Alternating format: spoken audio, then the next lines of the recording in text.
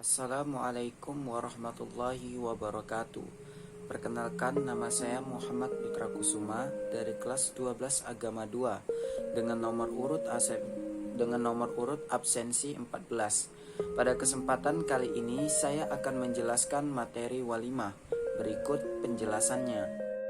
1. Pengertian walimah.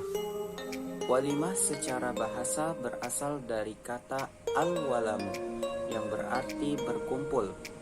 Sedangkan menurut istilah, walimah merupakan nama untuk setiap makanan yang dihadirkan karena adanya pernikahan atau selainnya.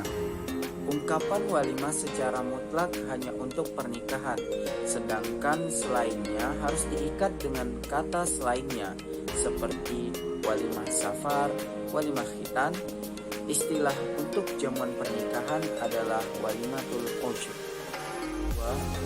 Hukum mengadakan walimah pernikahan. Para ulama fikih berbeda pendapat dalam hal hukum mengadakan walimah. Yang pertama, wajib. Sebagian ulama Syafi'iyah berpendapat bahwa hukum walimah itu wajib. Hal ini didasarkan pada kenyataan bahwa Rasulullah Shallallahu Alaihi Wasallam selalu mengadakan walimah pada setiap pernikahan beliau, baik dalam keadaan sempit maupun lapang, dan baik dalam keadaan mukim ataupun sedang dalam perjalanan.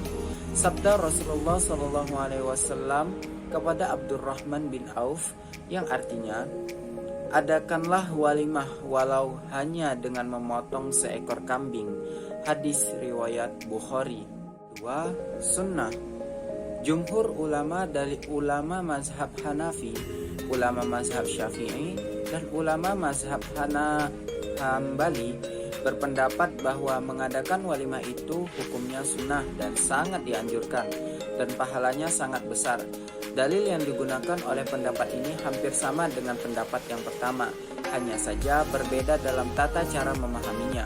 Menurut mayoritas ulama, bahwa seluruh perintah Rasulullah SAW dalam bab walimah pernikahan ini dipahami sebagai sebuah kesunahan, bukan sebuah kewajiban. Hukum menghadiri walimah. Para ulama juga berbeda pendapat tentang hukum menghadiri walimah. Adapun hukumnya, yang pertama, wajib. Jumhur ulama mazhab Syafi'i dan Maliki dan Hambali dan sebagian ulama mazhab Hanafi berpendapat bahwa hukum menghadiri walimah itu wajib, tergantung pada jenis undangan itu sendiri. Apabila jenis undangannya bersifat khusus atau pribadi dan ditujukan pada satu orang atau seseorang yang diinginkan, hukumnya wajib untuk dihadiri. Namun apabila jenis undangannya bersifat umum, hukum menghadirinya tidak wajib.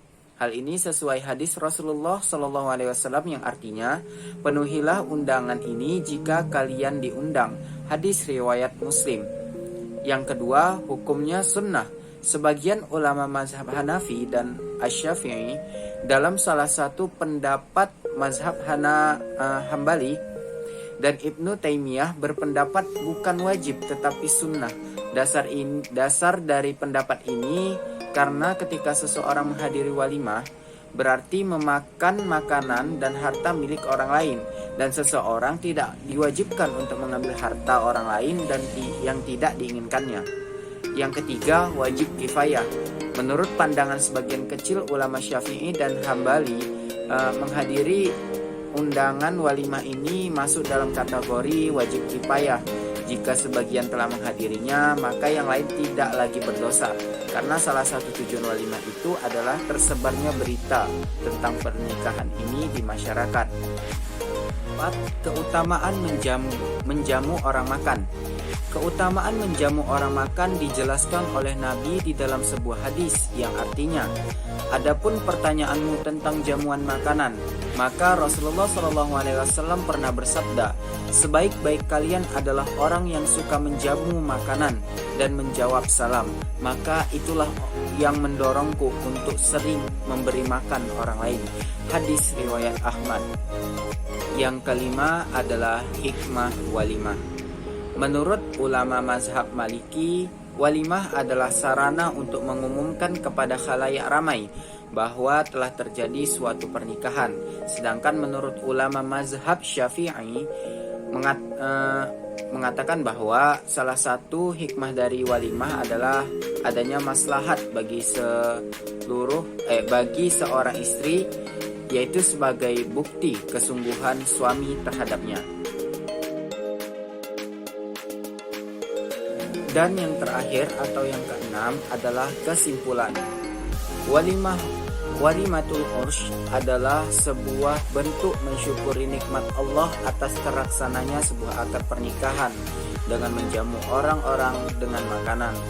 Walimatul Ursh ini juga bermanfaat untuk mengumumkan kepada khalayak ramai bahwa kita telah menikah dan menjauhkan diri dari fitnah.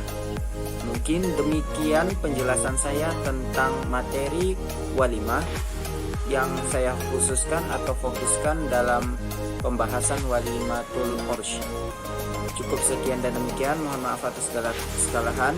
Wassalamualaikum warahmatullahi wabarakatuh.